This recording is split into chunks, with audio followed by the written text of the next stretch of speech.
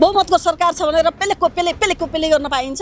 यसरी अवरोध गर्नु भनेको जनताको आवाजलाई कुण्ठित गर्नु हो। डोजर हानेको हाने गर्न पाउनुहुन्छ? तपाईँ भन्नुहोस् त पाउनुहुन्छ? पछि उहाँ आउनुहुन्छ कि आउनुहुन्न त उहाँको कुरा, तर हाम्रो सरकारको कुरा जुन दिन आउनुपर्छ भनेर व्यवस्था गरेका छौँ त्यो दिन आउनुपर्छ, हाम्रो कुरा सुन्नुपर्छ। हाम्रा कुरा सुन्ने भनेको जनताको कुरा सुन्ने हो। यो राजसभा पार्टी कमजोर पार्टी रहेछ के?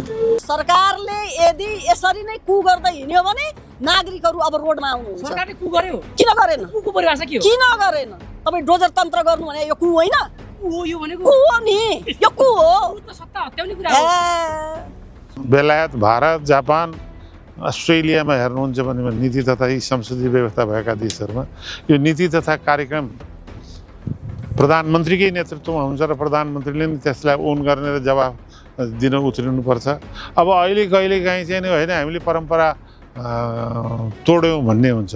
परम्परा तोड्ने हो भने हामी संसदमा हामी खाजा खान आएकै होइन, हामी कानुन नियम बनाउन आएको।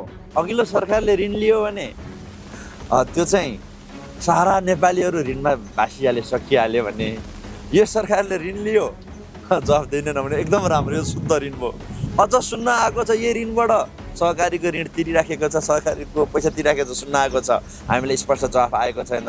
कताबाट सुन्न आएको छ? राज्यको कोषबाट, जनताको करबाट सहकारीको ठगीको पैसा तिरिराखेको छैन, सुन्न आएको छ।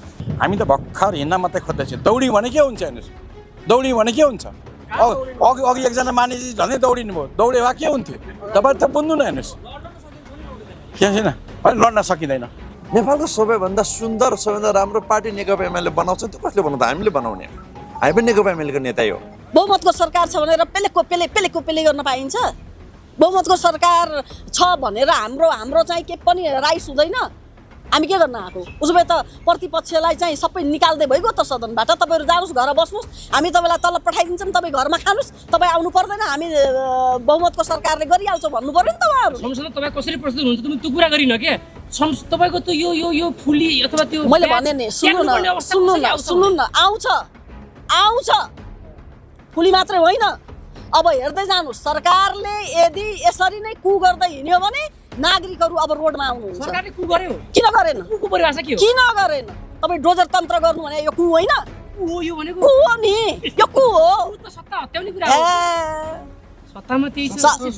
सुन्नु न, सत्ता सम्बन्धित भयो रे।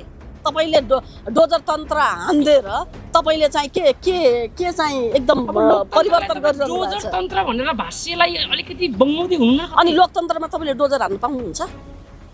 तपाईँले पाउनुहुन्छ? सरकार सफ्ट गर्नु भएन? डोजर हान्ने कुरा सुन्नु न, किन जोडिँदैन? म्यानेजमेन्टको सवाल छैन? तपाईँले हाम्रो देशमा एउटा जनावरलाई त कसरी सुरक्षा गर्नुपर्छ, कसरी बसाल्नुपर्छ भनेर कानुन भएको बेलामा, हामी सवाल भएको बेलामा, अनि तपाईँले चाहिँ डोजर हाने गर्न पाउनुहुन्छ? तपाईँ भन्नुहोस् त पाउनुहुन्छ?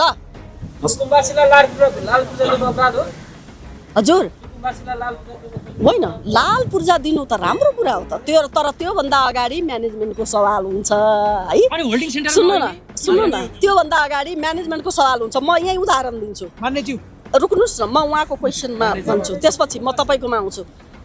केही दिन अगाडि निकै घाम थियो यहाँ हो, तपाईँको यो टेन्ट पनि थिएन त्यो बेलामा। तपाईँहरूको आवाजहरू यहाँ बोलेर ल जर्नलिस्ट साथीहरूलाई टेन्ट व्यवस्थापन गरिदिनुहोस् न भनेर बोल्न त हामी जस्ता मान्ने थियौँ नि त। त्यस कारणले पक्षका सांसदहरू होल्डिङ सेन्टरमा जाँदा ठिकै छ भन्ने, तपाईँहरू जाँदा चाहिँ यहाँ मानव अधिकार उल्लङ्घन भयो भन्ने आँखा हेर्ने नजर चाहिँ अलिकति उहाँले रफ्फु लगाइदिनु भएको छ। हिजो समिति हो, उहाँले रफ्फु लगाइदिनु भएको छ। हिजो समितिको आइसक्यो त, मैले बोल्नुपर्छ, समितिले दिइसक्यो त। प्रब्लम छ, प्रब्लमको छिटोभन्दा छिटो समस्या समाधान गर्नु भनेको हिजो कानुन न्याय तथा मानव अधिकार समितिको रिपोर्ट आएछ नि, रिपोर्ट आइसक्यो त। मैले तपाईँ सबै जर्नलिस्टलाई भने हो नि, रिपोर्ट आएछ लगेर जानुहोस्, पढ्नुहोस् र अगाडि आउनुहोस् भने होइन हिजो। मलाई तपाईँले दोहोऱ्याउनु भन्दा मैले तपाईँलाई भने यहाँ रिपोर्ट छ, रिपोर्ट लगेर जानुहोस्, जस्ताको तस्तै बाहिर निकाल्नुहोस् भने होइन भने हो। 100वटा बुदा इम्पोर्टेन्ट हो कि देशको सवाल इम्पोर्टेन्ट हो कि? 100वटा बुदामा देश छ होइन र? देश छ, देश छ। त्यो सुन्नु न, 100वटा बुदामा चाहिँ डोजर तन्त्रले हान्छ भनेर लेख्नु भएको छ उहाँले। ध्वस्त बनाउँछु भनेर लेख्नु भएको छ। हटाउने त लेखा छ त्यहाँ। अब डिफ्रेन्ट कुरा हो। तपाईँको मौलिक अधिकारभित्र पनि बाँच्न पाउने, खान पाउने, बस्न पाउने अधिकारका कुरा होला नि त। होला 2-4वटा हुकुमबासीको नाममा के भन्छ 2-4वटा हुकुमबासी हुनुहुन्छ होला, तर उहाँको नाममा सुकुम्बासीलाई चाहिँ ध्वस्त बनाउन पाइन्छ त? कुन देशको कानुनले भन्छ तपाईँको नेसनालिटी बोकेको नागरिकलाई तपाईँले चाहिँ रोडमा उभ्याउनुहोस्? आज खान पाउने, बस्न पाउने, लाउन पाउने, हिँडडुल गर्न पाउने, स्वास्थ्य उपचारको कुरा, एजुकेसनका कुरा, अनि तपाईँ जस्तो मिडियाका साथीहरूले यसो सोध्ने हो त? त्यसरी सुकुम्बासी बस्तीमा वर्षौं सालदेखि तपाईँहरूले भोट ब्याङ्क त बनाउनु भयो नि होइन? फेरि गलत है। भोट ब्याङ्कको कुरा कहीँ पनि हुँदैन। तपाईँ जर्नलिस्ट यति धेरै हुनुहुन्छ नि, तपाईँहरूको विचार होला नहोला, तर भोट चाहिँ राख्नुहुन्छ। तपाईँलाई मैले भोट ब्याङ्क भनेर भन्न मिल्दैन। त्यसले गर्दा गाउँ दुर्गम क्षेत्रका साथीहरू आउनुभयो, ल्यान्ड हेर्नुभयो होला, बस्नुभयो होला, उहाँको सुविधाको लागि बस्नुभयो, त्यसलाई भोट ब्याङ्क भनेर पाइँदैन। त्यो गलत व्याख्या हो। र अर्को कुरा मैले सदनमा पनि सुने, तपाईँ 30 वर्ष 40 वर्षदेखि यस्तो गर्नुभयो उस्तो गर्नुभयो भनेर ज्येष्ठ टिमलाई हिजोको जसले सरकार चलाउनु भयो, हिजो धेरै दुःख गर्नुभयो, धेरै गाह्रो थियो नि त, त्यो टिमलाई उहाँहरूले पटक पटक गाली गर्दाखेरि मलाई चाहिँ कति नमजा लाग्छ। मलाई किनकि तपाईँ त्यो टिममा पर्नुहुन्छ भनेर तपाईँ त्यो पुरानै पार्टीको नेत्री हुनुहुन्छ नि, त्यही भएर तपाईँलाई मन दुख्यो? नो, पुरा पार्टी सुन्नुहोस् न, जर्नलिस्टको सवाल, पत्रकारको सवाल आज हो र? तपाईँ मात्रै आएर पत्रकार हो र? तपाईँभन्दा धेरै सिनियर साथीहरू हुनुहुन्छ। त्यसै गरी राजनीति म जन्मेर राजनीति हो र? मभन्दा धेरै सिनियरहरू हुनुहुन्छ। त्यसले गर्दा इतिहासलाई चाहिँ डोमिनेट गर्नु हुँदैन के।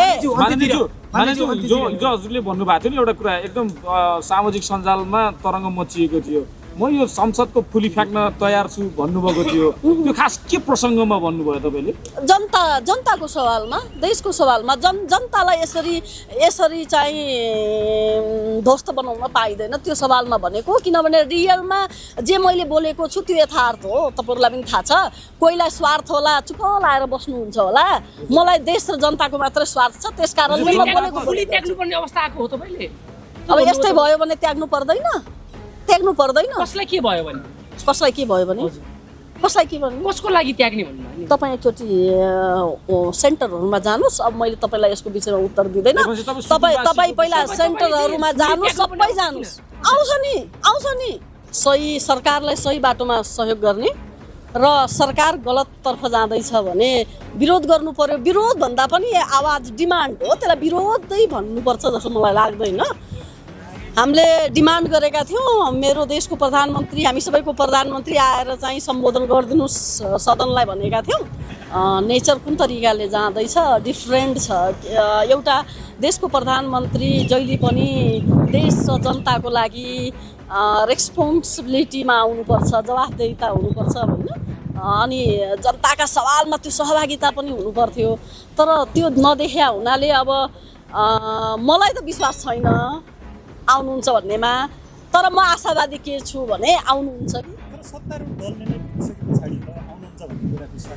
अब सदनै यति धेरै दिन चलिसक्यो, सत्तारूढले त सधैँ भनिरहनु भएको छ त, सभामुखज्यूले त भनिरहनु भएको छ त आउनुहुन्छ भनेर। विश्वास नमानिरहँदा के चाहिँ आशंका रह्यो भने प्रधानमन्त्री बालेन्द्र शाह राष्ट्रिय स्वतन्त्र पार्टीभन्दा माथि रहेछ। बालेन्द्र प्रधानमन्त्री राजसपा भन्दा माथि त कसरी हुनुहुन्छ र? उहाँ देशको प्रधानमन्त्री हुनुहुन्छ, राजसपाकै सिस्टमबाट प्रधानमन्त्री भए हुनाले राजसपा भन्दा माथि हुनुहुन्छ र? मलाई त्यस्तो त लाग्दैन, म राजसपाको सिस्टममै हो। तर फाइनल्ली तपाईँहरूले चाहिँ टेबलले ठोकेर भए पनि, विरोधै गरेर भए पनि होइन, अब एउटा बाचा चाहिँ डेटी तोकेर बाचा त दिनुभयो नि, कसम खुवाउनु भयो नि होइन? अब यो त गर्नै पर्ने अवस्था आयो कि, किनभने 15 गते बजेटको प्लान छ होइन, थुप्रै कुरामा बहस छ, छलफल छ, जनताको सवाल छ। अब सधैँभरि हामीसँग चिटिङ गर्दा त हामीलाई पनि त त्यो अनुशासितमा बस्ने मान्छेहरू वाक्क दिक्क भएर बोले गर्दा त हामीलाई पनि त नमजा लाग्न थाल्यो नि त। भनेपछि प्रधानमन्त्रीले तपाईँहरूमाथि चिटिङ गरिरहनु भएको छ? चिटिङै जस्तो भयो। हामीले संसदमा प्रधानमन्त्री खोज्नु भन्दा पनि हामीले त डिस्टर्ब गरे हो नि भनेर जानुभयो क्या तपाईँको पार्टीका सांसद राजेन्द्र राईले घोषणा गर्नु। अब को मान्नेले कसरी बोल्नुभयो मलाई त्यो थाहा छैन, म उहाँको जवाफदेहितामा पनि पर्दैन। तर मेरो जवाफदेहिता के हो भने हामीले मेरो सरकार खोज्या हो नि त। मेरो सरकार त फेरि सरकार 100 दिनपछि बोल्ने एकैचोटि कामबाट बोल्ने भनिरहनु भएको छ त फेरि होइन कामबाट बोल्नै भएको भए त मेरो देशमा त्यही अनुसारको काम भएको भए त हामी पनि त चुप्प लागेर मेरो देशको प्रधानमन्त्री नआउँदा पनि ठिकै छ उहाँले त राम्रो काम गरिरहनु भएको छ भनिन्थ्यो नि त 100 दिनको काममा तपाईँ डोजर तन्त्र हानेको हाने जनताको बस्ती तपाईँले तोडेको तोडे होइन देशभरिको हालत एउटा छ गरिब बस्तीहरूको अवस्था र गरिब मानिसहरूको अवस्था एउटा छ बच्चाहरूको अवस्था एउटा छ अनि त्यहाँको युवाको अवस्था अर्को छ ज्येष्ठ नागरिकको सवाल छ तपाईँ कस्तो अचम्मको कुरा हो राज्यको चौथो अङ्क हामीले जर्नलिस्ट भनेका छौँ पत्रकारहरूलाई सम्मान छ पत्रकारहरूको एउटा नियत धर्म के हो भने आरटिआई राइट टु इन्फर्मेसन पठाउने सो गर्ने त्यही त हो नि त्यसले गर्दा पत्रकारहरूले सही रिपोर्ट बाहिर ल्याउनुपर्छ गलत छ भने गलत पनि बाहिर ल्याउनुपर्छ सही रिपोर्ट पनि बाहिर ल्याउनु पर्यो गलत पनि बाहिर ल्याउनु पर्यो यानी भन्न खोजेको के हो भने सबै सही मात्रै हुन्छ भन्ने पनि छैन सबै गलत हुन्छ भन्ने छैन तर सहीमा सही आउँदा गलतमा गलत आउँदा अनि मात्रै फेयर हुन्छ होइन अब फेयरको कुरा लको कुरा तपाईँहरूको जर्नलिस्ट साथीहरूको आफ्नो पनि ल छ देशको ल छ त्यसले गर्दा यो कुराहरू पत्रकार साथीले मात्र होइन हामीले पनि हेर्नुपर्छ होइन त्यसले गर्दा हामी त्यो कानुनमा बसेर अगाडि बढ्नुपर्छ तर पत्रकारको सुरक्षाको दायित्व चाहिँ राज्यले लिनुपर्छ विपक्षी दलहरूले लगातार अवरोध गरिरहने संसद नियमित कार्यसूचीमा प्रवेश गर्नै नपाउने यो किन भइरहेको छ यहाँहरूले सदन चलाउन पो जान्नु भएन कि सङ्ख्याको बलमा विपक्षीहरूलाई भित्तामा पुर्याइदिउँ न त भनेर हिजो अस्ति पेलिनु भएको थियो अहिले आफूले अवसर आए बेलामा पेलिदिउँ न त भन्नु लाग्यो सर्वप्रथम संसदलाई चाहिँ अवरोधको केन्द्र बनाउनु हुँदैन समाधानको केन्द्र बनाउनुपर्छ भन्ने कुरा हाम्रो हो हामी हिजोको दिनमा प्रतिपक्षमा रहँदाखेरि हामीले रचनात्मक तरिकाले हाम्रो प्रतिपक्षको भूमिका निर्वाहेका थियौँ हिजो हामीले कुनै व्यक्ति विशेष उपस्थित हुनुपर्छ भनेर हामीले अवरोध गरेका थिएनौँ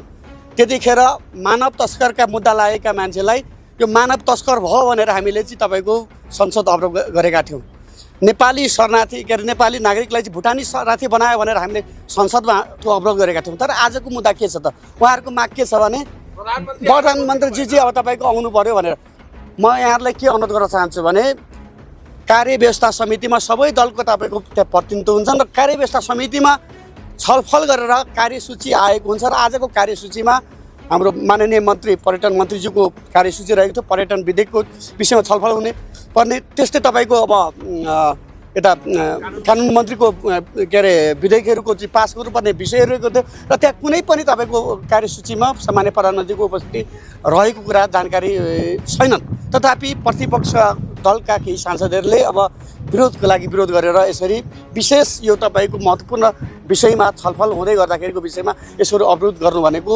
जनताको आवाजलाई कुण्ठित गर्नु हो र उहाँहरूले जे खालको गतिविधि देखाइराख्नु भएको छ नाइ मलाई त्यही केटी चाहिन्छ भन्ने एउटा गीत पनि छ नि तपाईँलाई नाइ मलाई प्रधानमन्त्री नै चाहिन्छ भन्ने खालको यो खालको अवरोधले चाहिँ तपाईँको सदन बलियो हुँदैन लोकतन्त्र बलियो हुँदैन त्यसका निम्ति म यहाँहरूको लोकप्रिय मिडियाबाट प्रतिपक्षमा रहेका सम्पूर्ण दलका साथीहरूलाई म अनुरोध गर्न चाहन्छु यो तपाईँहरूले उठाउँदै गरेको विषय कुनै पनि मुद्दा केन्द्रित होइन यसरी बालापन जस्तो हट चाहिँ गर्नु भएन यो सदन भनेको तपाईँको एउटा सदनलाई प्रभावकारी बनाउने उत्तरदायी बनाउने भनेको सत्तापक्षको मात्रै सांसदको काम कर्तव्य होइन त्यो चाहिँ प्रतिपक्षका सांसदहरूले त पनि त्यो कुराहरू बुझ्नुपर्छ आम नेपाली जनताको जसरी हामीले सार्वभौम संसद भनिरहेका छौँ संसद सर्वोच्च निकाय भनिरहेका छौँ त्यो आवाजलाई चाहिँ जनताको आवाजलाई चाहिँ कुण्ठित गर्नु भएन र यो विधेयक जस्तो महत्त्वपूर्ण विषयहरूमा चाहिँ छलफल गरेर अगाडि बढ्नुपर्छ भन्ने कुरा मेरो हो म उहाँहरूलाई विनम्र अनुरोध गर्न चाहन्छु अब यो पालापन हट यो कुराहरू चाहिँ छोड्नुपर्छ जम्मा चाहिने भनेको 2 लाख मेट्रिक टन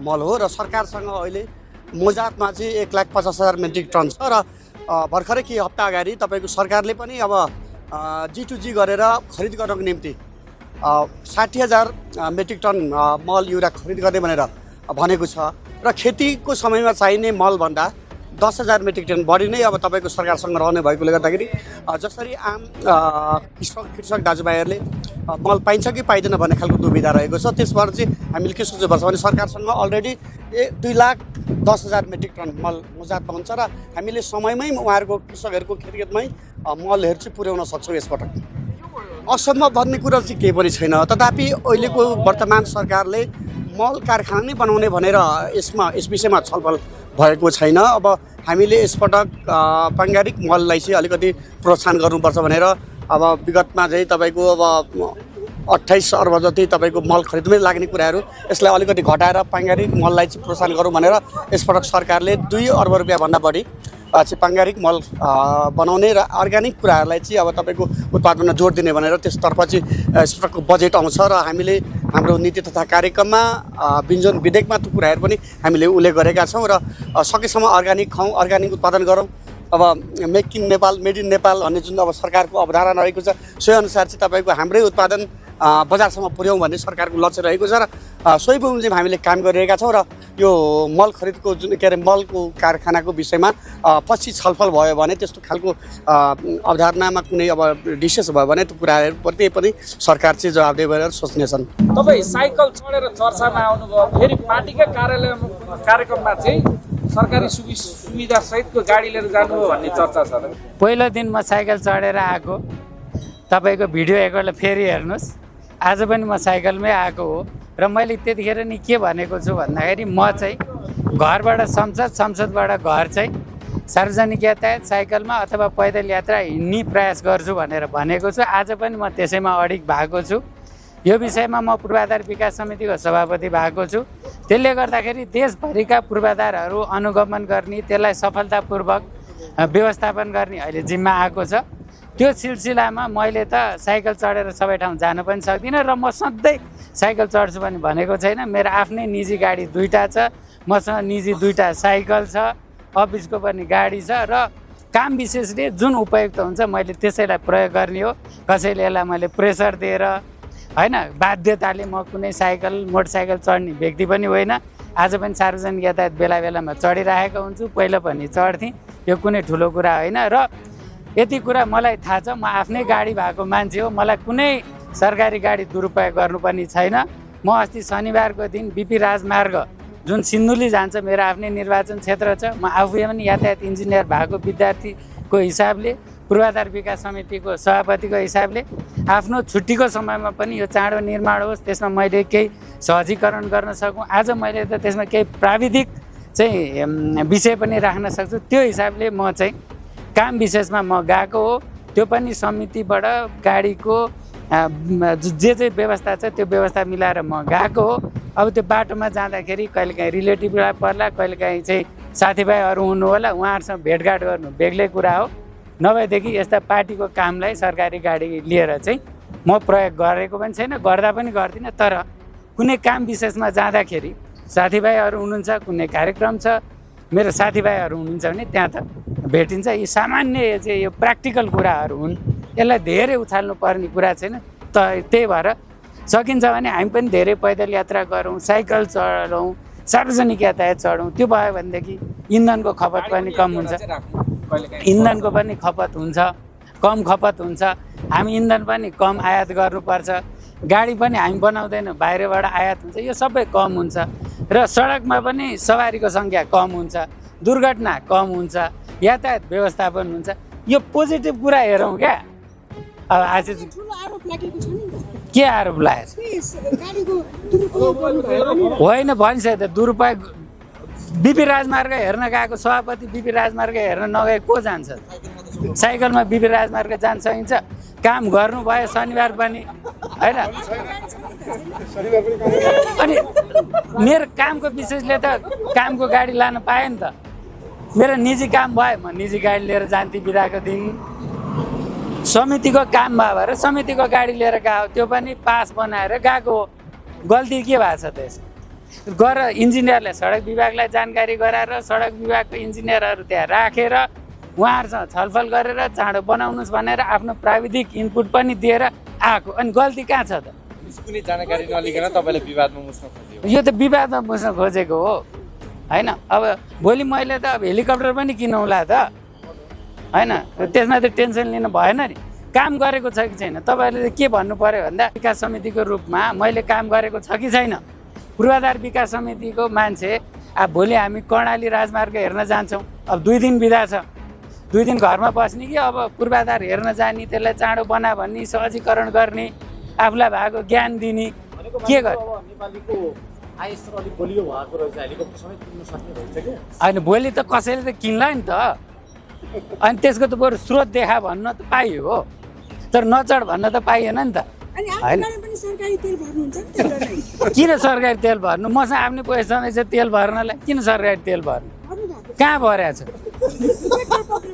त लिएर आउँथ्यो पेट्रोल पम्प नचाहिने कुरा गर्ने हावा कुरो त गर्नु भएन नि यार पत्रकारहरूले राजमार्ग पुनर्निर्माणको कुरा चाहिँ पटक पटक अलपत्र परिरहेको छ तपाईँ त्यही क्षेत्रको सांसद पनि यो चाहिँ कस्तो के भएर रहेछ यो राजमार्ग पुनर्निर्माण अब अहिले जाइकाको उसमा आजबाट सुरु पनि गरियो क्या हो कहिलेसम्म यो पुनर्निर्माण सम्पन्न हुन्छ के छ अवस्था बिपी राजमार्ग चाहिँ अहिले करिबन यो नेपाल थोकदेखि भकुण्डे बेसीसम्म यो 30 किलोमिटर जति यो 2 लेनको बन्दैछ होइन अब यो रोसी खोलाले बगाएर पनि त्यसलाई पनि पुनर्निर्माण गर्नु परेको छ र यसलाई अलिकति चौडा पनि पार्ने काम भइरहेको छ र अहिले तपाईँको चाहिँ 84 सालको असारसम्म चाहिँ त्यसको म्याद छ भने चाहिँ अझ 1 वर्षभन्दा बढी त्यसको म्याद छ तर अहिले हामीले चाहिँ के भनेको छौँ भन्दा सडक विभागलाई यो ट्र्याकमा हिँडौ अब डाइभर्सन चाहिँ बन्द गर किनभने अब वर्षा पनि लाग्छ बाढी पनि आउँछ त्यही भएर ट्र्याकमा हिँडौ भनिराखेको छौँ र उहाँहरूले चाहिँ यो वाल लगाएर अहिले फिलिङ गरिरहनु भएको छ र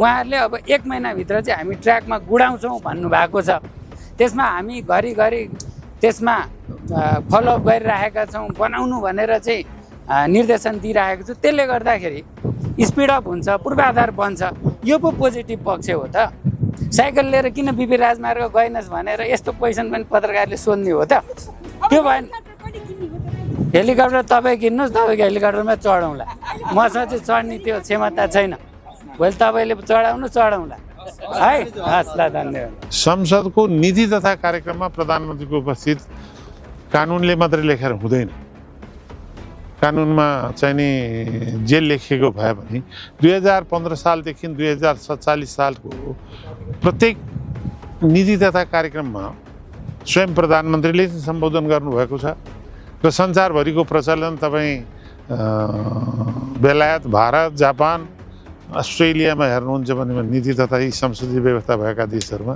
यो नीति तथा कार्यक्रम प्रधानमन्त्रीकै नेतृत्वमा हुन्छ र प्रधानमन्त्रीले नै त्यसलाई ओन गर्ने र जवाफ दिन उत्रिनुपर्छ अब अहिले कहिलेकाहीँ चाहिँ नि होइन हामीले परम्परा तोड्यौँ भन्ने हुन्छ परम्परा तोड्ने हो भने 1791 को अमेरिकाको विल अफ राइटलाई परम्परा तोड्यो भने अमेरिकाको प्रजातन्त्र रहन्छै रहँदैन अमेरिकाको राष्ट्रपतीय पद्धति र अहिले विश्वको लोकतान्त्रिक एउटा नमुनाको रूपमा जुन थापित छ त्यो रहन्छै रहँदैन 1215 मा म्याग्ना कार्टा सुरु भएर बेलायतको लोकतन्त्र विकास भयो अब त्यो 1215 को म्याग्ना कार्टालाई झिकिदियो भनेदेखि बेलायतको प्रजातन्त्र रहन्छै रहँदैन त्यस कारणले लोकतन्त्रमा नियम कानुन सँगसँगै परम्परा पनि त्यतिकै महत्त्वपूर्ण हुन्छ र परम्परादेखि नियम कानुन मर्यादा हरेक दृष्टिकोणले नीति तथा कार्यक्रममा प्रधानमन्त्रीको उपस्थिति अनिवार्य हो अघि पछि भने परिस्थिति हेरेर प्रधानमन्त्री आउने नआउने कुरामा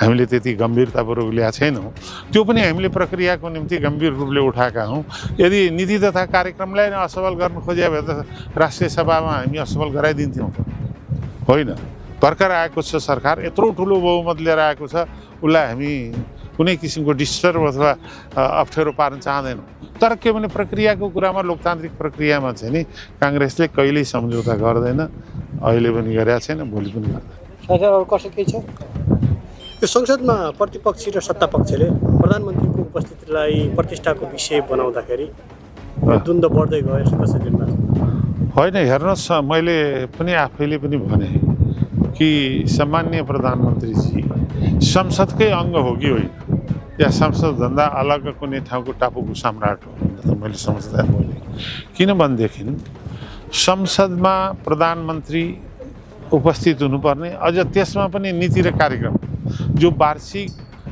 सरकारको नीति कार्यक्रम मात्र होइन पद्धति प्रक्रिया र सम्पूर्ण वर्ष वार्षिक दस्तावेजको रूपमा जुन रहन्छ त्यो दस्तावेज चाहिँ नि को नेतृत्व प्रधानमन्त्रीले गर्नुहुन्छ त्यो प्रधानमन्त्रीले उपस्थित नहुनु एक र फेरि 3 दिन 4 दिन लाएर बहस हुने नीति तथा कार्यक्रम 6 घण्टाभित्र बहस गरेर सिद्ध्याउने यो परम्पराले लोकतन्त्र मात्र होइन संसदभित्रका सम्मानित संसद सदस्यहरूको मैले त सम्मान गिराउन खोजिएको देखेको छु किनभने यो त नीति तथा कार्यक्रममा ठिक छ बहुमत अल्पमत होला बहुमतले पारित गर्ला तर हरेकको विचार चाहिँ त्यहाँभित्र गुन्जिने जो अवसर हो त्यो अवसरबाट वञ्चित भयो र त्यसमा पनि प्रधानमन्त्रीजी अनुपस्थित हुनु चाहिँ दुःखद कुरा हो अघि पछिका हरेक कार्यक्रममा प्रधानमन्त्री आउन सक्नुहुन्छ भन्ने पनि कुरा होइन किनभने यो विभिन्न समितिमा प्रधानमन्त्री पदेन सदस्य छ त्यहाँ पुग्नै पर्छ त्यस्तो म भन्दिनँ किनभने त्यो परम्परा छैन आज चाहिँ नियमित प्रक्रियामा संसद प्रवेश गर्छ कि यहाँहरू विपक्षी दलहरूले विरोध जारी राख्छ होइन अब के छ भने कहिलेकाहीँ हाम्रै पालामा होस् जसुकैको पाला होस् जे प्रधानमन्त्रीको दायित्व छ त्यो प्रधानमन्त्रीले निर्वाह गर्नुपर्छ अहिले पनि प्रधानमन्त्रीले आफ्नो संवैधानिक मर्यादा दायित्वलाई निर्वाह गर्नुहोस् भन्ने हाम्रो आग्रह हो हामी अहिले पनि नेपाली कांग्रेस सकारात्मक छ देश निर्माणको निम्ति विकासको निम्ति राष्ट्रिय एकता जगेर्ना गर्नुको निम्ति आजै मात्रै मैले संविधान संशोधनको सम्बन्धमा कुरा उठाएको छु त्यो तपाईहरुले सोध्नु भएन वास्तवमा भन्ने संविधान संशोधन प्रधानमन्त्रीको अफिसको एउटा कार्यदलले संविधान निर्माण गरेर संविधान निर्माण हुँदैन यसको निम्ति सर्वोच्च अदालतको कुनै पूर्व न्यायाधीशको संयोजकत्वमा कानुनविद प्रशासक विज्ञ नागरिक समाज सबैलाई समेटेर एउटा राष्ट्रिय उच्चस्तरीय महत्त्वपूर्ण आयोग गठन हुनुपर्छ र त्यस्तो आयोगले राष्ट्रिय संवाद सबै पक्षसँग दलहरूसँग मात्रै होइन सबै पक्षसँग राष्ट्रिय संवाद गरेर एउटा सहमतिको बिन्दुमा पुग्नुपर्छ किनभने अहिले जुन किसिमको राष्ट्रिय अवस्था छ वैश्विक द्वन्द्वको केन्द्रमा नेपाल छ सामाजिक ध्रुवीकरण झन्झन विकसित भइरहेको छ यो अनेकताभित्र एकता स्थापना गर्नको निम्ति सबैको सहमतिको संविधान निर्माण गर्नुको निम्ति आयोगको गठन सर्वशक्ति सम्पन्न आयोगको गठन अपरिहार्य हो भन्ने आज पनि मैले भने निर्माण गर्नुको निम्ति यो कोसिस गरिएको हो किनभने हाम्रो अनुभव कतिपय ठाउँ यो गएको निर्वाचन कस्तो भयो भने 400-500 क्रियाशील सदस्यसभा वडामा 150 भोट पनि नेपाली कांग्रेसले नपाएको जो स्थिति छ त्यसले गर्दा यसलाई अद्यावधि गर्ने भनिएको छ त्यो अद्यावधि गर्नको निम्ति त्यसका मोडालिटिजहरूको सम्बन्धमा छलफल गरेर सबैलाई सहज हुने गरेर निर्माण गरौँ तर यो अद्यावधि गर्नुपर्छ क्रियाशील 15 महाधिवेशन लक्षित गरेर नवीकरण गरिसकेको अवस्थामा यो अद्यावधि नगर्दाखेरि अद्यावधि गर्ने भने त्यो नवीकरणलाई हटाउने त होइन नि मैले नवीकरण गरिसकेको छु भने इन्फर्म गर्ने आफू जान नसके सूचना मार्फत गर्दा पनि हुने जुन छ त्यसलाई राजनीतिक इस्युको रूपमा जसरी लिएको छ त्यो उपयुक्त होइन र त्यसलाई अझै पनि सबै बसेर एउटा संयोजन किनभने नेपाली कांग्रेस नेपालको लोकतान्त्रिक इतिहासको एउटा लामो सङ्घर्ष बोकेर आएको हो लोकतन्त्रको संरक्षक संवाहक र एउटा प्रमुख शक्तिको रूपबाट उसको पार्टी अधिवेशनमा सबै सम्पूर्ण पक्षलाई कसरी सहभागी गराउन सकिन्छ त्यतातिर नेतृत्वले ध्यान दिनुपर्ने आवश्यकता छ र कांग्रेसभित्र सम्पूर्ण एकता नै अहिलेको आवश्यकता हो विभाजित कांग्रेसले आउने चुनौती सामना गर्न सक्दैन त्यो एकताको निम्ति मैले सधैँ भनिरहेको छु नेपाली कांग्रेसको विधान केन्द्र हो भने विशेष अधिवेशनले जो निर्णय गरेको छ त्यसलाई केन्द्रबिन्दु बनाएर अहिले पनि एकताको निम्ति हामीले आफ्नो प्रयत्न सभापतिले जारी राख्नु भएको छ हामी सबैले आफ्नो अन्ठाड प्रयत्न गरिरहेका छौँ र सम्पूर्ण एकता कांग्रेसभित्र आवश्यकता छ त्यो निर्माण गर्नको निम्ति केही समय लाग्ला तर त्यो एकता कायम हुन्छ भन्ने कुरा म विश्वस्त छु यो राजसभा पार्टी कमजोर पार्टी रहेछ किन त्यो दल पनि किन कमजोर रहेछ भने एकजना प्रधानमन्त्रीलाई त्यत्रो विपक्षहरूले कुरा उठेर राख्दा संसदमा सम्बोधन गरेर भन्दा नआउने नसक्नु त राजसभा पार्टी पनि कमजोर त्यो उहाँहरूको विचार होला संसदीय दलको नेता पो प्रधानमन्त्री होइन यस्तो मैले बुझिसकेँ मैले त्यहाँ बुझेको कि अब हामीले मिति ठ्याक्कै टोक्दाखेरि आयो भन्ने कारण हुन्छ उहाँहरू भन्दै हुन्छ त्यो भएको हुँदाखेरि अहिलेको हाम्रो प्रधानमन्त्री बालेन्द्र शाहले टेरेन हेर्नुहोस् हामीलाई टेरेन उसको दललाई टेरेन नि हेर्नुहोस् हामीले त टेर्छ हामी त ल्याउँछौँ हेर्नुहोस् अब समय लाग्न सक्छ होइन त्यो चिज हो अस्ति हाम्रो प्रधानमन्त्रीले भनेअनुसार राम्रो आउनुपर्छ मुलुकको निम्ति हाम्रो भनाइ यही हो किनभने आर्थिक समृद्धि हुनु पऱ्यो गरिबी घट्नु पऱ्यो जनताको इन्कम बढाउनु पऱ्यो जनताले चाहेको समयमा होइन मोलबिउ पाउनु पऱ्यो होइन शिक्षामा व्यापक सुधार हुनु पऱ्यो आधारभूत स्वास्थ्य पाउन पऱ्यो भन्ने हामीले यी कुरा राखेछौँ यसलाई सम्बोधन गर्नुहुन्छ उहाँले भन्नुभएको छ गर्नु भएन भने त्यसको के हुन्छ दोहोरो ढङ्गले हामी प्रतिकार गर्छौँ आएन। त्यो प्रतिवाद भने चाहिँ फेरि बेल घेर्न पुग्नुहुन्छ, सत्ताले सुन्दैन, बहुमत उनीहरूसँगै छ, त्यही त हो। त्यो अहिले नै बन्दुक बोक्नु मिल्यो त तपाईँ कस्तो गरेर नै बेल घेर्ने हो त, बन्दुक बोक्ने नै कुरा हो त, खुकुरी लिएर कुद्ने कुरै होइन। अहिले बेल गर्ने कुरो यो मूल्य मान्यतामा त्यही बेल गर्ने कुरो त्यसैबाट झुकाउने क्या। अब आजको चाहिँ के हुन्छ? अब अघि एकचोटि तपाईँहरूको विरोधले स्थगित भयो सदन, अब आजको कारबाही अगाडि बढ्छ। मलाई के लाग्छ भने अब के हुन्छ भने अब रासपाले उसको दलको तर्फबाट यस दिन प्रधानमन्त्री ल्याउँछु भन्ने प्रतिबद्धता व्यक्त गर्छ जस्तो मलाई लाग्छ, मेरो मनमा लागेको छ। बालेन शाह झुक्छन्, हजुर सोच्न सकिन्छ बालेन शाह झुक्छन्। सदनमा आएर सम्बोधन गरेपछि त झुकेको के गरे त? त्यो सधैँ आएको भए पनि नझुके भन्नु। हालसम्म त तपाईँले बोलाएर पनि नआएको अवस्था छ नि त। हामीले त होइन बोलाउनु त सभामुख र उसको दलले बोलायो नि, हामीले बोलाएको हो, हामी त डिस्टर्ब गरेको। किनभने यो संसदीय मूल्य मान्यता त आऊ पो भने होइन ल्याउनु नसक्दा उसको कुरो हो नि त। यहाँ सुन्नुहोस् एउटा कुरो तपाईँले बुझ्नु पऱ्यो, यो त्यो होइन तपाईँको तर्कमा दम छैन। किन छैन भने सुन, विरोध गरेर आएकै होइन, किन आएको होइन भने सुन्नुहोस्। हामीले सभामुखलाई अनुरोध गऱ्यौँ, सभामुखले अनुरोध गरिसकेपछि त ऊ त आउँदै आएन, ऊ नआइसकेपछि त्यसको जिम्मा कसले लिनु पऱ्यो? राष्ट्रपतिले लिनु परेन? त्यसको जिम्मा सभामुखले लिनु परेन? हामीले जिम्मा लिने हो, हामीले दमदार साथ कुरा गरेर ल्याऊ भनिरहेको छ, हामीले ल्याउने हो, उसले ल्याउनु परेन? तपाईँहरू दमदार उठाए पनि पेलपाल पारेर विधेयक चलेकै छ, सदनको कारबाही अगाडि बढेकै छ, यसो बेला बेलामा सांसदहरूलाई खाजा खान ब्रेक जस्तो त भयो यार। यो त कुरो तपाईँले गम्भीर कुरा गर्नु।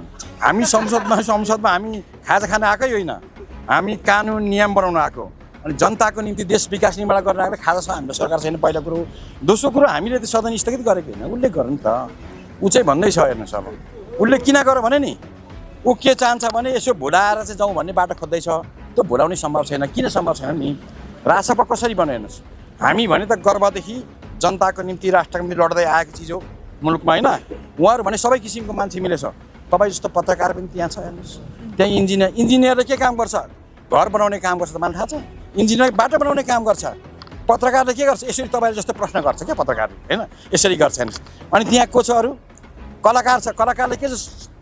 सयौँ मान्छे भेला गाना गाउने काम गर्छ। त्यस्तो सबैजना मान्छे भेला भएको कारणबाट यो सरकार लामो टिक्दैन क्या, कुरो त्यो पो त। सबै मिश्रित भएर सदन भएको छ चाहिँ के? सुन त्यो छ। अनि त्यसले गर्दा बालेन शाह ल्याउनु सकेन, त्यही हो कुरो। के खाटी छ त? त्यो त्यस्तो मिश्रण छ क्या। के गर्नु हुनु पर्थ्यो भने मुलुकको निम्ति जनताको निम्ति सामाजिक काम गर्दै आएको पार्टी भए उसले जहिले त्यसले ल्याउनु सक्थ्यो, त्यही भयो त मिश्रित भयो त्यस्तो चिज। हजुर राजसभामा उखान भन्ने मान्छे अब तपाईँले यहाँबाट देख्नु भएको छैन, कहिले कहिले त्यहाँ भन्छ त्यो चाहिँ अलिक उ गर्छ मलाई पर्दा लाएर भन्छ जस्तो मलाई लाग्छ।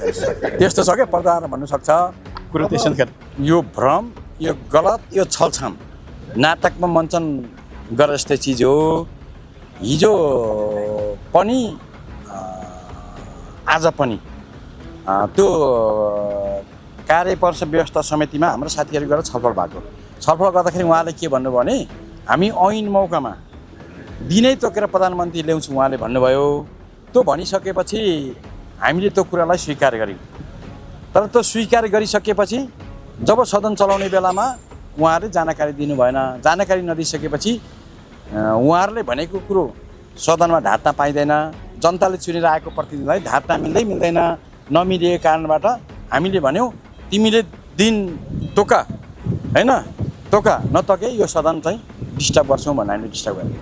कार्यव्यवस्था परामर्श समितिमा भएको सहमति चाहिँ सभामुखले सदनमा भन्नु पर्थ्यो भन्ने यहाँहरूको होइन। सभामुखले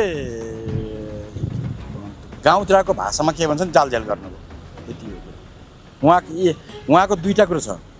बैठकमा एउटा कुरो भने सदनमा आएर एउटा कुरो भने। बैठकमा थोरै हुन्छ, अलिक कम कुरा गर्नुहुन्छ, सदनमा धेरै देख्नुहुन्छ अनि अर्को कुरा गर्नुहुन्छ। भनेको सभामुखको दलीय पक्षधरता चाहिँ कायम रह्यो, उहाँ सत्ता पक्षपट्टि ढल्किनु भयो होइन।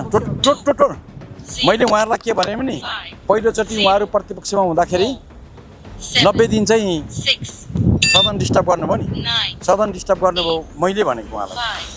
तपाईँले 90 दिन सदन डिस्टर्ब हुँदाखेरि सभामुखले कहिले पक्षपात गर्न, सभामुखले जहिले पनि बोल्न दिनु। तर आज के छ भने उहाँहरूसँग बहुमतको दम्बमा अलिक प्रतिपक्षलाई ठेलठाल गर्ने, हेप्ने काम गर्नुभएको छ। त्यो बेठिक छ। संसदीय मूल्य मान्यता होइन मा जनताले चुनेको प्रतिनिधिले त्यसो गर्नु हुँदैन भन्ने कुरा हाम्रो कुरो। हामी के भन्छौँ भने सबैले जनताले चुनेर आएको प्रति सबैको कुरा सुन्नुपर्छ र सभामुखले आज निष्पक्ष भएर प्रतिपक्षको कुरा चाहिँ सुन्नुपर्छ भन्ने मान्यता हाम्रो रहेको छ।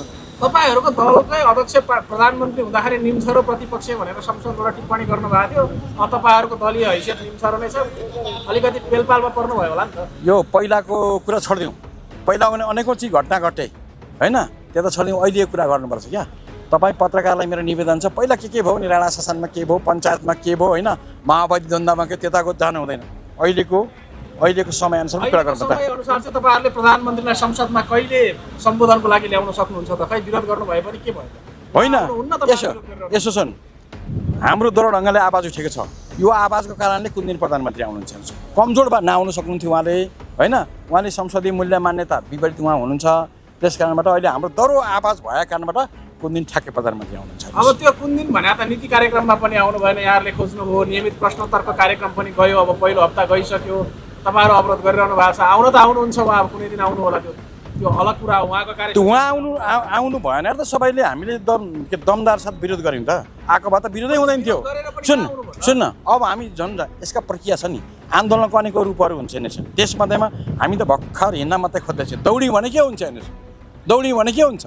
अघि एकजना मानिसजी झन् दौडिनु भयो, दौडे भए के हुन्थ्यो, तपाईँ त बुझ्नु न। हेर्नुहोस् के छैन, लड्न सकिँदैन, किनभने हामीले जुन ढङ्गले यो बनाएका छौँ नि चिजहरू राम्रो छ, हामी दौडिसकेपछि के हालत हुन्छ, अनि त्यस बेला हालत के हुन्छ।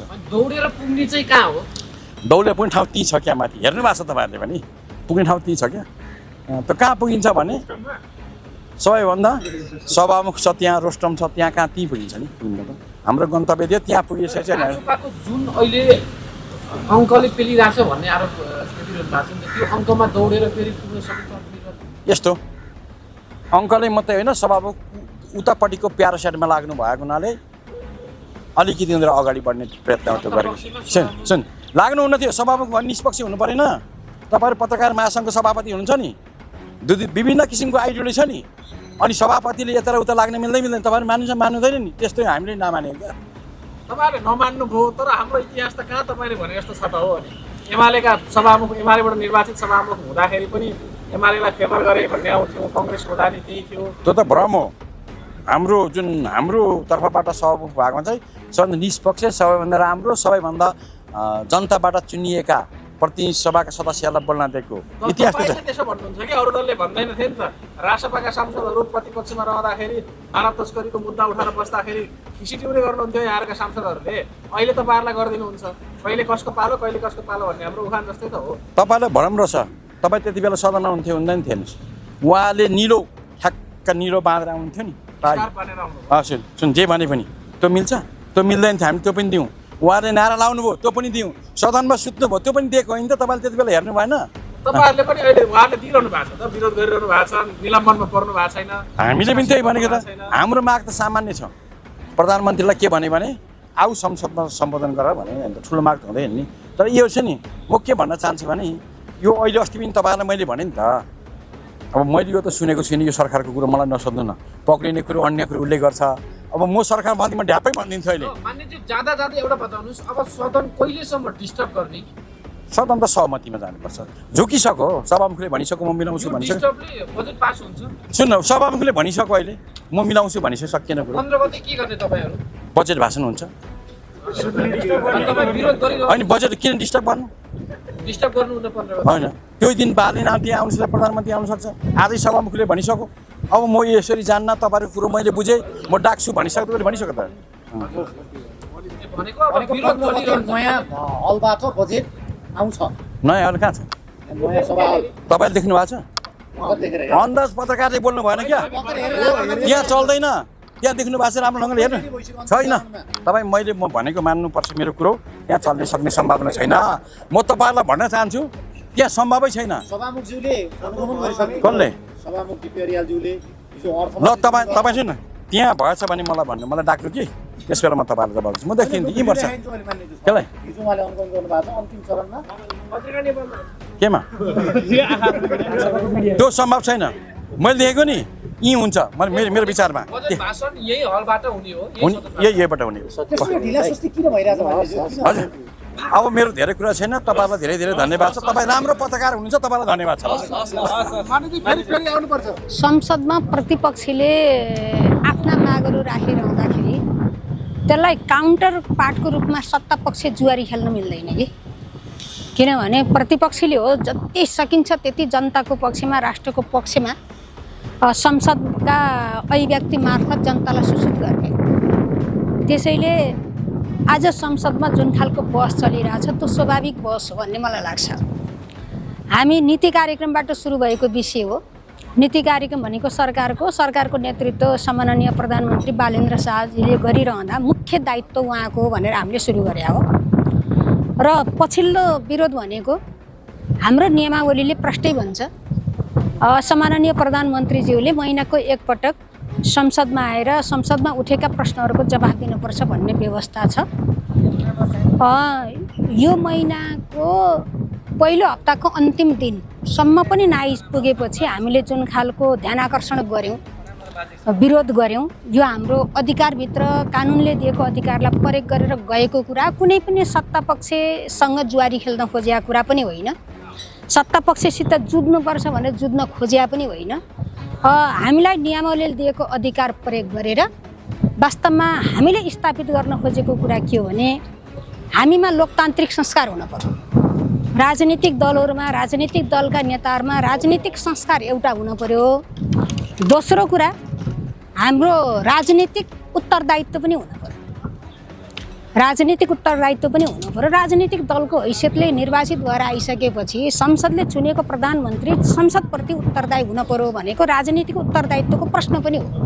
त्यसैले लोकतान्त्रिक संस्कार, राजनीतिक उत्तरदायित्व स्थापित गर्ने कुरा हाम्रो मुख्य कुरा हो भन्ने कुरा यहाँहरूले बुझ्न जरुरी छ भन्ने राख्दै अब त्यो चिज हामीले सधैँ गर्ने त भनेकै छैन। विरोध भनेको प्रधानमन्त्री आउनु भएन भने सधैँ नारा लाउने भनेको छ र हामीले भनेको छ। जुन दिन कानुनले अनिवार्य गरेको छ त्यो दिनका निम्ति मात्रै हामीले कुरा गरे हो। अहिले उहाँ आउनुहुन्छ कि आउनुहुन्न त उहाँको कुरा, तर हाम्रो सरकारको कुरा जुन दिन आउनुपर्छ भनेर व्यवस्था गरेका छौँ त्यो दिन आउनुपर्छ, हाम्रो कुरा सुन्नुपर्छ। हाम्रा कुरा सुन्ने भनेको जनताको कुरा सुन्ने हो। जनताको कुरा भेन्टिलेट हुने संसदमा कहाँ मार्फत हो, सरकारमा को मार्फत हो भन्दा जनप्रतिनिधि सांसदहरू मार्फतै हो। त्यसैले के रहेछ, जनआवाज के रहेछ भन्ने बुझ्नको निम्ति पनि उहाँ आउनुपर्छ भने हो। उहाँ आउनुहुन्छ हामीलाई थाहा छैन। जुन चिज कानुनले, संविधानले वा नियमावलीले यो फल्नाले गर्नुपर्छ भनेर जे किटान गरेको चिज छ त्यो चिज हामी उठाइरहन्छौँ। हामी सकिन परे पनि उठाइरहन्छौँ, तर फेरि सधैँ जान्छ त त्यो सधैँ होइन। अहिले ध्यानाकर्षणको रूपमा त्यो दिनमा नआएदेखि आन्दोलनको रूपमा जान्छ, सङ्घर्षको रूपमा जान्छ। अब अहिले संसद त हामीले बन्द गरेका छैन। अस्ति पो हामीले किन नभएको भनेर कुरा उठायौँ। अब आज चलिरहेछ, भोलि चल्छ, पर्सि चल्छ।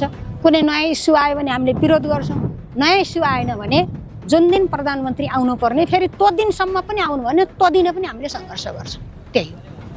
अब भर्खरै पार्टीको सचिवालय बैठक सकियो, लामो सचिवालय बैठक यो पटक चलेको सचिवालय बैठकले केही पार्टीभित्र अध्ययन गर्नको लागि कार्यदलहरू पनि बनाएको छ। मूल नेतृत्वको विषयलाई लिएर अलि लामो प्रश्न उठ्यो भन्ने चर्चा रह्यो बाहिर चाहिँ। अब एमाले पनि नेतृत्व परिवर्तनको फेजमा चाहिँ पुगेको हो भन्ने सकिएला। वास्तवमा हाम्रो पार्टीसित जोडिएर मलाई अनौठो लाग्छ।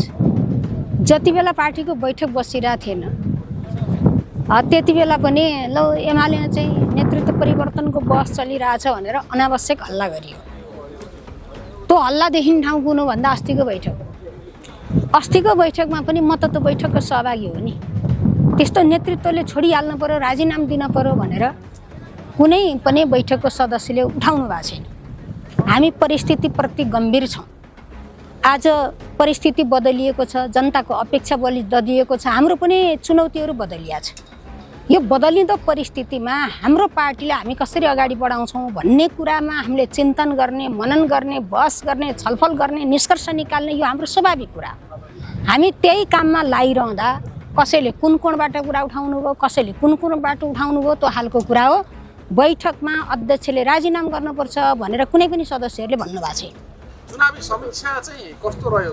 चुनाव के कारणले एमाले चुनाव हारेको रहेछ भनेर त चर्चा गर्नुभयो होला। चुनावको समीक्षासित जोडिएर हामीले छलफल गऱ्यौँ। सबै साथीहरूले आफ्नो आफ्नो अनुभव पनि राख्नुभयो। तलका रिपोर्टहरू के छन् भन्ने कुरा पनि कार्यालयको तर्फबाट महासचिवज्यूले राख्नुभयो। तर अझै पनि त्यसलाई पूर्ण होस्, अझै पनि सूक्ष्म ढङ्गले त्यसको वस्तुसङ्गत विश्लेषण वा समीक्षा होस् भन्नको निम्ति हामीले एउटा कार्यदल निर्माण गरेका छौँ। त्यहाँ आएका हिजो अस्ति उठेका कुरा, तल्ला कमिटीहरूबाट आएका सुझाव, त्यो बाहेक पनि अझै हामीले केही दायरालाई फराकिलो बनाएर तलको साँच्चै वास्तविकता के हो भन्ने कुरो वस्तुगत ढङ्गले नै समीक्षा गरौँ भनेर 1 महिनाको समयावधि दिएर कार्यदल बनेको छ। त्यो कार्यदलले सबै पाटोलाई ख्याल गर्दै, सबै पाटोसित बुझ्दै, विश्लेषण गर्दै, कतिपय जनताका कुराहरू पनि सुन्दै अनि त्यो प्रतिवेदन हामी तयार गर्छौँ। त्यो प्रतिवेदन केन्द्रीय कमिटीको बैठकमा छलफल हुन्छ र केन्द्रीय कमिटीको बैठकले पास गरेपछि मात्रै त्यो अन्तिम निष्कर्षको रूपमा आउँछ। त्यसैले अन्तिम निष्कर्षको रूपमा हामी अहिले पुगेका छैनौँ। वामपन्थीहरू पराजय भए सकियो अनि काङ्ग्रेस बेसरी उत्पाद बने हो त? ल भन्नुहोस् त। काङ्ग्रेस पनि होइन। आजको राजनीतिक शक्ति सन्तुलनको कुरा र हिजोको राजनीतिक शक्ति सन्तुलनको कुरा गर्नुभयो भने पुराना राजनीतिक दलहरू सबै हारेका छन् है। सबैले पराजयको पीडा भोग्नु परेको छ। यो चाहिँ नसोचेका कुरा भइरहेछ। त्यसैले सबै गम्भीर भएर आफ्नो आफ्नो समीक्षा गरे होला। तपाईँ आज मधेसवादीको अस्तित्व छ। हामीले क्षेत्रीय पार्टी जुन मधेसमा आधारित पार्टीहरू हुन् तिनलाई क्षेत्रीय पार्टी, आज ती पार्टीहरूको अस्तित्व कहाँ? राष्ट्रिय राजनीतिमा कहीँ छ? अनि त्यो जित हो कि त्यो पनि पराजय होला? काङ्ग्रेस त्यो यो मुलुकको सबभन्दा ठुलो शक्ति पार्टी आज कहाँ छ? सेकेन्ड पोजिसन त छ, सिटमा कहाँ छ होइन? हिजोको second party UML third position त हो कि? पोजिसन मात्रै थर्ड होइन नि, कहाँ छौँ? यी चाहिँ हामी सबै गम्भीर हुनुपर्ने कुरा छ। त्यसैले यो चुनावले पुराना दलहरू सबै असफल भएको, पराजय भएको कुरा चाहिँ तपाईँहरू बोल्दा ठिक हुन्छ। अरूले जितेछन् सबैले, यिनीहरू वामपन्थी मात्रै सकियो भन्ने खालको म्यासेज दिने कुरा चाहिँ होइन होइन, झन् धेरै पनि होइन। मतकै हिसाब गर्दा त उस्तै आउँछ नि। हिजोको रेसियो आजको रेसियो गर्नु पऱ्यो। त्यसैले यसबाट के हो भन्दा सबैले शिक्षा लिने कुरा। तर एक थरी हारेको एक थरीले जितेको भन्ने हिसाबले होइन। जितेको राष्ट्रिय स्वतन्त्र पार्टीले मात्रै यो चुनाव। अब हिजो हर्क साम्पाङ त अघिल्लो चुनावमा हुनुहुन्थेन, नयाँ हो। त्यसैले हिजोको तुलना गर्दा हिजोको अभूतपूर्व विजय हासिल गरे राष्ट्रिय स्वतन्त्र पार्टीले हो, अरू कसैले गरेका छैन। त्यसैले वामपन्थीले मात्रै हारे भनेर नेगेटिभ म्यासेज नफालौँ। सबै हारे, सबै गम्भीर हुनु पर्यो, आत्मसमीक्षा गर्नु पर्यो, सुध्रिएर अगाडि ठिक छ। यो पनि मलाई लाग्छ तपाईँहरूलाई सडकतिरबाटै धेरै हल्ला चलेको समाचारमा तपाईँहरू घुमिरहनु भएको छ भन्ने मलाई लाग्छ। कुनै पनि राजनीतिक दलमा है, वामपन्थी राजनीतिक दलमा यो विषय प्रवेश गरेर छलफल गरेको मलाई थाहा छैन। एमाले पनि गरेका छैन, अर्को ठुलो दल नेकपाले पनि गरेका छैन, अरू साना दलहरूले पनि गरेको थाहा छैन। त्यसैले कामना राम्रो छ। वामपन्थीहरू एक भइदिए हुन्थ्यो, मिलेर गइदिए हुन्थ्यो। जुन सकारात्मक सोचका साथ आएका कुरा छन् यो राम्रो कुरा छ। तर छलफल के भएको छ भन्नुहुन्छ भने अहिले आधिकारिक रूपमा कहीँ पनि छलफल भएको छैन। सबै राजनीतिक दलहरू आफ्नो समीक्षा गर्न व्यस्त छन्। आत्मसमीक्षा गर्न, चुनावका समीक्षा गर्न, आफ्ना रोडम्याप बनाउन व्यस्त छन्। अहिले अरू पार्टीहरूसित समीक्षा गरिहालौँ भनेर त्यसरी एकदम संवाद तीव्र ढङ्गले अगाडि बढेको निष्कर्षको दिशातर्फ गइरहेको भन्ने कुरा हुँदैन। भोलिका दिनमा हुनसक्छ। अहिले भर्खर भइहाल्ने गरी त्यसरी विषय प्रवेश गरेको मलाई जानकारी छैन। हस् त, थ्याङ्क यू। प्रधानमन्त्रीजीको काम गर्ने शैली फरक छ, इस्युमा काम भइरहेछ होइन। र सदनमा उपयुक्त समय आउँछ। 100 दिनको कार्ययोजनासहित प्रस्तुत भएको छ सरकार होइन। 100 दिनमा के गतिविधिहरू भयो भनेर चाहिँ आउने खालको एउटा प्लानिङमा चाहिँ सरकार छ। त्यस विषयमा नै आउनुहुन्छ। हजुर हजुर हजुर। तर नियमावलीको व्यवस्था परम्परागत व्यवस्था गरियो भन्ने आरोप छ होइन। नियमावली त त्यो त जसले भन्नुभएको छ, त्यो नियमावली फेरि एकचोटि पढ्नको लागि पनि म अनुरोध गर्न चाहन्छु होइन। किन भन्दा अब प्रधानमन्त्रीजी स्वयं उपस्थित हुने विषयमा उपस्थित हुन सक्नुहुन्छ। यदि नभएको खण्डमा कुनै मन्त्रीलाई तोक्न सक्नुहुन्छ। र त्यही नियमावलीमा रहेर नै यो अहिले संसदका गतिविधिहरू, संसद सञ्चालनका विषयहरू चाहिँ त्यसरी नै अगाडि बढिरहेको छ। यसलाई धेरै प्रतिष्ठासँग जोड्नु चाहिँ ठिक हुँदैन। किनभने अब हरेक मान्छेको काम गर्ने शैली फरक हुन्छ होइन। एउटा पात्रले यो गरेर भनेर जानुभन्दा पनि कसरी राम्रो गर्न सकिन्छ भन्ने विषयलाई केन्द्रित हुँदा राम्रो हुन्छ। जस्तो अब तपाईँ कर्णालीबाट प्रतिनिधित्व गर्नुहुन्छ होइन, विकासको हिसाबले कर्णाली जहिले पनि उपेक्षित रह्यो, हजुर। यो जुनसुकै व्यवस्थामा पनि कर्णालीमाथिको उपेक्षा चाहिँ कायम रह्यो भनेर भनिन्छ। यो पटकको रासपा सरकारले कर्णालीलाई चाहिँ के दिन सक्छ? केही विकास निर्माणका आयोजनाहरू ब्रेक थ्रु हुन सक्छ यो पटक? अवश्य पनि अब हामी विश्वास लिने हो र सरकारले पनि कर्णालीलाई हेर्ने दृष्टिकोणमा अहिले परिवर्तन भएको छ। त्यो महसुस हामीले गरेका छौँ आजको मितिसम्म। अब बाँकी रहन्छ बजेटका कुराहरू। बजेट भाषण अब 15 गते बजेट भाषण आउँदैछ। बजेट भाषणमा अब एकैचोटि कायापलटै हुने हिसाबले पनि हामीले गरिदिनुहोस् भने पनि होइन, तर केही सिग्नेचर योजनाहरू त आउन सक्छ। सिग्नेचर योजनाहरू चाहिँ अब आउने तर्खरमा छन् भन्ने कुरा हामीले पनि सुनेका छौँ। हामीले पनि कर्णालीका विशेष त्यस्ता खालका योजनाहरूलाई प्राथमिकतामा राखेर अगाडि बढ्नुपर्छ भन्ने हिसाबले अर्थमन्त्रीज्यू सम्बन्धित मन्त्रालयमा पनि राखेका छौँ, हामीले बुझाएका छौँ, आफ्ना लेटर प्याडमा बुझाएका छौँ। म अब सिङ्गो चाहिँ कर्णालीबाट राजसभाबाट म एउटा आफू मात्रै चाहिँ एकजना मात्रै निर्वाचित भएको हुँदा समग्र कर्णालीको जिम्मेवार र सरकार पक्ष मान्छे भएको हुँदाखेरि पनि यस विषयमा चासो मेरो अझ बढी नै छ। कर्णाली विशेष गरी पूर्वाधारमा नै कमी हो। कर्णालीमा पूर्वाधार अब जबसम्म बाटो पुग्दैन तबसम्म कुनै पनि गतिविधिहरू सञ्चालन हुँदैन। अब त्यहाँ भएको स्थानीय उत्पादन गाउँ छ, विकट छ, गाउँमा राम्रो खालको उत्पादनहरू छ, स्याउ छ, तपाईँको चाहिँ त्यहाँबाट अब जुम्लाबाट मार्सी धान त्यहाँ त्यो खालको जडीबुटीदेखि लिएर हरेक कुराहरू छन्। तर बाटोको कारणले त्यहाँबाट चाहिँ बजारसम्म उसको पहुँच पुग्न सकेको छैन।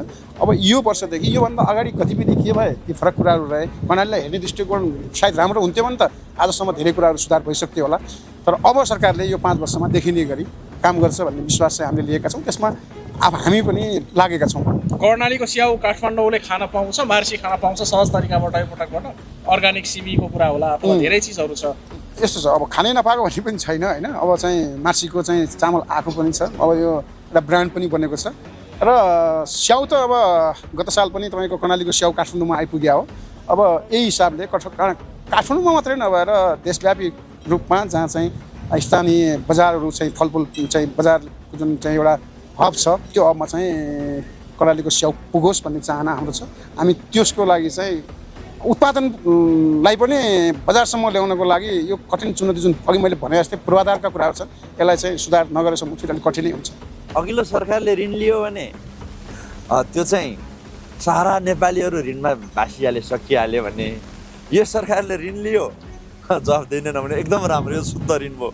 अझ सुन्न आएको छ यो ऋणबाट सहकारीको ऋण तिरिराखेको छ, सहकारीको पैसा तिरिराखेको छ सुन्न आएको छ। हामीले स्पष्ट जवाफ आएको छैन। कताबाट सुन्न आएको छ राज्यको कोषबाट जनताको करबाट सहकारीको ठगीको पैसा तिरिराखेको छैन सुन्न आएको छ, स्पष्ट जवाफ आएको छैन। तथापि विदेशको ऋण लिएर सहकारीको पीडित तिरिएको भए पनि जनताको करबाट सहकारीको ऋण तिरे पनि यो गलत हो। सहकारीको समस्या समाधान हुनैपर्छ, यो जायज हो। तर कसरी हुनुपर्छ भने विदेशको ऋण लिएर र राज्यको कोषबाट जनताको करबाट चाहिँ तिरिनुहुन्न। अर्को विषय आयो जीवी, अघि पनि संसदमा उठिसकेको छ जीवी राई। म त्यति धेरै विज्ञ छुइनँ, म त्यति धेरै मान्छे चिन्दिनँ। तर के छ भने कसैलाई दोष लगाउनु पर्ने चाहिँ निवेदन दिने लाग्यो, निवेदनमा कुनै छानबिन छैन, सिधैको पकडपुर्जा निकालिहाल्यो। यतिका धेरै धरपकड र मान्छे पक्रिन नसक्ने तर जीवी पक्रिन नसक्ने दिएको सरकारमा प्रश्न उहाँले आफैले गर्नुपर्ने हो कि होइन कि हामीले गर्नुपर्ने प्रश्न हो। उहाँहरूले आफै बोलेको शब्दमा ध्यान दिने भने आकाश र पतालमा गयो भने छोड्दिन भनेको त हामीले भनेको होइन होला। आफैले बोलेको विषयमा पनि जवाफदेही हुनुपर्छ कि पर्दैन, यो चाहिँ राष्ट्रसभालाई मेरो प्रश्न हो। त्यही कारणले जवाफदेही बन्नुपर्छ, जीवीलाई पनि नियन्त्रणमा लिनुपर्छ र सहकारीको विषय समाधान हुनुपर्छ। तर सहकारीको विषय फेरि पनि म भन्न चाहन्छु विदेशको ऋण लिएर तिर्ने होइन। आज नेपालमा आर्थिक समस्या छ, विदेशको ऋणलाई अहिले तत्काललाई सापाटी लिएर एउटा फन्ड बनाएर तिरिराखेको छ भन्ने सुनिएको छ। यो गम्भीर विषय हो। मुद्दा फिर्ताको विषय अघि नै पार्टीले सार्वजनिक गरिसकेको छ, निर्णय गरिसकेको छ। यो पछिल्लो समयमा न्यायालय मात्रै राजनीतिबाट अछुत थियो। न्यायालयमा हामीले एकदमै शुद्ध बनाउन खोजेको थियो। आज देश चाहिँ मुख्य राजनीतिक दलहरूले हिजो देशमा समस्या हुँदाखेरि समाधान गर्दै अगाडि बढ्थ्यो। हरेक समस्या दलीय समस्या समाधान गरिन्थ्यो। आज दलहरूलाई अविश्वासको वातावरण पिराउने अनि हरेक देशका निकायहरूलाई विवादमा लाँदै देश चाहिँ कसैको कन्ट्रोल छैन भन्ने ठाउँमा पुर्याइँदैछ कि क्या हो भन्ने पनि देखिन्छ। एकातिर तपाईँको कानुन बनाउने कुरो सांसदको अधीनमा छ, तर कानुन बनाउने कुरो कानुन समितिमा छलफल हुन्छ, जनतालाई सोधेर एकैचोटि संसदमा ल्याउने, संसदमा छलफल नगर्ने, ताली बजाएर पास गर्ने भन्ने कस्तो खालको हामी व्यवस्था छौँ। पावर सेयरिङको कुरो के हो, व्यवस्थापिका न्यायपालिका र कार्यपालिकाको कुरो के हुन्, गणतन्त्रको विषय के हो। एकातिर जनतालाई सोध्ने, संसदलाई बाइपास गरेर कानुन बनाउने कुरो, अर्कोतिर गणतन्त्रमा देशको कार्यकारी प्रमुखले सम्बोधन नगर्ने कुरो। यो तालमेल मिलेको हो कि क्या हो? त्यसो भए गणतन्त्रमाथिको सरकारको हेर्ने दृष्टिकोण परिवर्तन भएको हो क्या हो? यी सबै यावत प्रश्न र अदालतमाथिको हस्तक्षेप, यी सबै चिज एकै ठाउँमा आउँछ। यो कुनै पनि हिसाबले वाञ्छनीय छैन, सही छैन र सही गतिमा अगाडि बढेको छैन। नम्बर 1, मैले सचिवालयको नेतृत्वसँग सोधेँ। नेकपा एमाले एकदमै गहन छलफल, बहस र क्रिया प्रतिक्रिया भयो। असाध्यै राम्रा विषयहरूमा प्रक्रिया भए, तर त्यहाँनिर अध्यक्षको राजीनामा, बहुमत पुग्यो, राजीनामा दिए, पार्टी छोड भन्ने विषय भएन।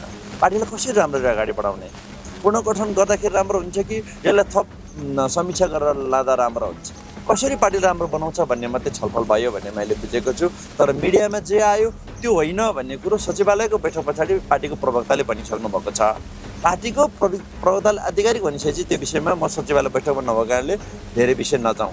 तर मैले नेतृत्वसँग सोधेको हिसाबले भन्ने हो भने जे पार्टीभित्र सचिवालय बैठकमा भएको छ असाध्यै राम्रो भएको छ, असाध्यै वस्तुनिष्ठ समीक्षा भएको छ र त्यसले पार्टीलाई थप मजबुत, एकताबद्ध र हिजोसम्म जे भए सबैलाई माफ दिएर अब नयाँ ढङ्गले एकताबद्ध भएर नेकपा एमाले पूर्ण रूपले फेरि पुनर्सङ्गठित भएर एकदम व्यवस्थित भएर अगाडि बढ्छ भन्ने सचिवालयको मेन निर्णय र त्यसको उद्देश्य त्यही हो।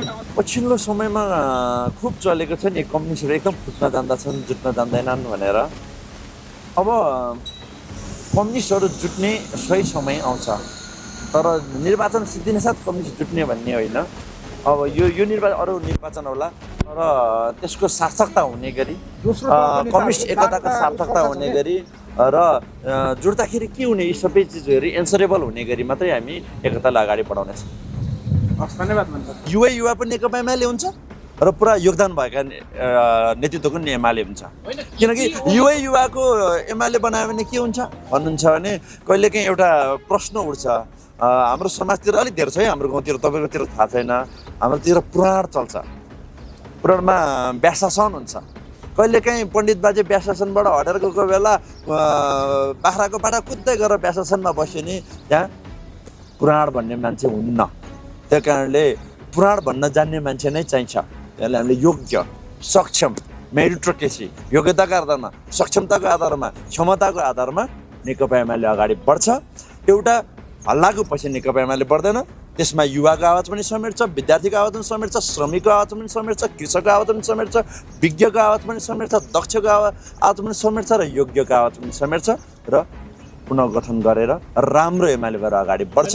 त्यसमा युवा मात्रै हुने र अरू नहुने भन्ने प्रश्न नै। युवा पनि हुन्छ, श्रमिक पनि हुन्छ, कृषक पनि हुन्छ, दक्ष योग्य हुन्छ, सबैको कम्बो हुन्छ नेकपा एमाले। नेकपा एमाले त्यो विशिष्ट पार्टी हो। संसद कसरी सुचारू गर्ने, कसरी प्रभावकारी गर्ने र प्रतिपक्षले उठाएका विषयहरू जो नियम सङ्गत छ त्यसलाई सत्ताले कसरी, सदकले कसरी हेर्ने भन्ने विषय प्रमुख छ। हरेक संसदको नियमावलीको विषयमा प्रतिपक्षले उठाइराखेको छ। हरेक महिनाको पहिलो हप्ता प्रधानमन्त्रीसँग प्रत्यक्ष प्रश्नोत्तरमा संसदले अगाडि बढ्ने भन्ने विषय पनि प्रश्न खोजिराखेको छ।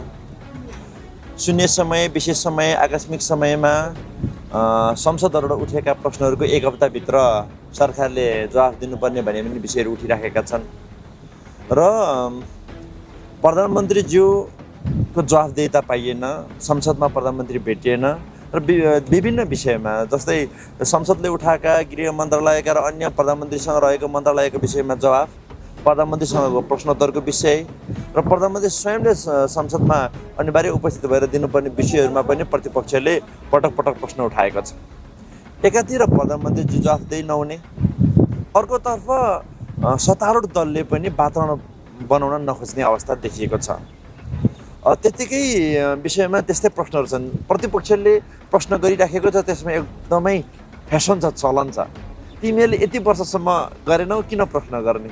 यही प्रश्नमा उत्तर छ भने किन 2/3 आवश्यक पर्यो त? 2/3 के का निम्ति? जनताको कामै गर्नु पर्दैन, कुनै प्रश्नको उत्तरै दिनु पर्दैन, या कुनै समाजमा या कुनै विषयमा जवाफदेही नै हुनु पर्दैन, 2/3 के का निम्ति?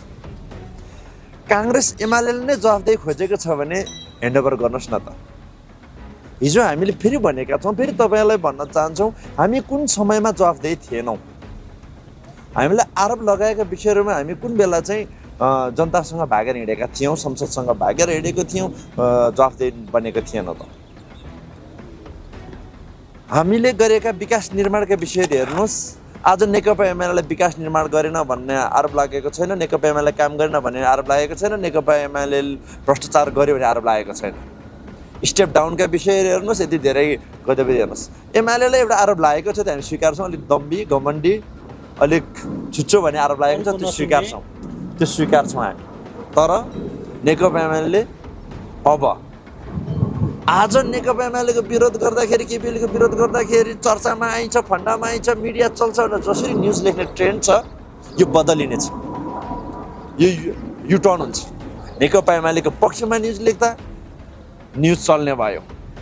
आज नेकपा एमालेको पक्षमा न्युज बनाउँदाखेरि भाइरल हुने भयो, न्युज चल्ने भन्ने गरी हामी जनताको भावना अनुसार, जनताको चाहना अनुसार पार्टीले पूर्ण रूपले नयाँ गतिमा लगेर अगाडि बढ्ने गरी काम गर्नेछौँ। के दिनसम्म गरेनौँ भन्ने मात्रै प्रश्नले, अझ 35 वर्ष कि के पनि भन्ने चलन छ, यति प्रश्नले मात्रै जवाफ हुन्छ भने राष्ट्रपालले ल्याएको 2/3 सार्थकता देखिएको छैन। त्यही कारणले राष्ट्रिय संवाद, सम्पूर्ण दलहरूको संवाद, प्रतिपक्षहरूको संवादमा सत्तारूढ दल आएर संसदलाई रचनात्मक बनाउनुपर्ने छ, व्यवस्थित बनाउनु पर्नेछ र अगाडि बढाउनु पर्नेछ। यो अझै सत्तारूढ दलबाट त्यति धेरै पहल कदमी नभएको प्रतिपक्षले महसुस गरेको छ। र नेकपा एमालेको विषय ल्याउनु भयो, हामीले एउटा समिति बनाएको छौँ, समितिले रिपोर्ट दिनेछ, त्यो पछि कुरो गरौँला। तर तपाईँले भने जस्तो नेकपा एमाले कब्जा पनि चल्दैन, नेकपा एमालेमा अन्य पार्टीको जस्तो हुँदैन। हामी व्यवस्थित देशको प्रधानमन्त्री छ, तपाईहरु जस्तो युवाले अब हामी छौं भनेर एमालेमा भन्ने सास राख्नु अघि भनिसके नि, नेपालको सबैभन्दा सुन्दर, सबैभन्दा राम्रो पार्टी नेकपा एमाले बनाउँछ। त्यो कसले बनाउँछ? हामीले बनाउने। हामी पनि नेकपा एमालेको नेतै हो। तपाई नेतृत्वमा जाने आँट राख्नु। नेतृत्वमै छौँ नि, अध्यक्ष मात्रै सबै थोक होइन। भर्खरै हामीले महाधिवेशन गरेको 5-6 महिना बितिसकेको छैन। एउटा समिति बनाएको छ पक्ष सचिवालय बैठकले, त्यसले रिपोर्ट दिन्छ र कसरी एमाले अगाडि बढाउने, कसरी राम्रो हुन्छ। त्यसमा सम्पूर्ण आजसम्म योगदान गरेका नेताहरूको पनि सम्मानका साथ, कसैलाई अपमान नेकपा एमाले गर्दैन र कसैको आलोचना नेकपा एमाले गर्दैन। सबै नेतृत्वको सम्मानका साथ युवाहरूको पूर्ण आत्मबल बढाएर